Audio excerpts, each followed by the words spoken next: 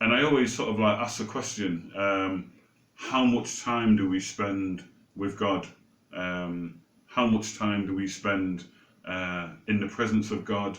Um, and a lot of these songs on this album has come out of my own personal relationship. And I hope this sounds right. Time served relationship with God.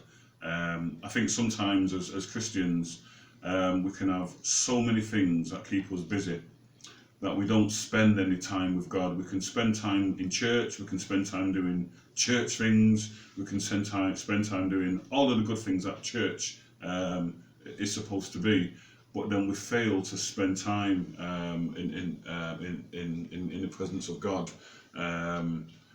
So the album again for me has come out of time that I've spent with God, and seeking God's face, and God just speaking to me. So my creativity is receiving from God. There's also other things in my life. There's one that I can't talk about, but I can touch on the outskirts. Is that creativity for me? The way I see our relationships with God is that when we spend time with God, He's able to plant things in us, seeds, and the more we spend time with God, He's able to water those seeds, and those seeds will grow into all types of flowers and trees, and and then we see like our own personal garden of God in our lives, and that is then manifested in things that we do.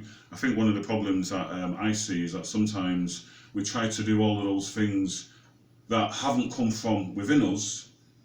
Jesus said, I only do the things that I see my Father doing. And I think within that statement tells us that we need to be seeing things spiritually, and then they become creative and manifested in our day-to-day life.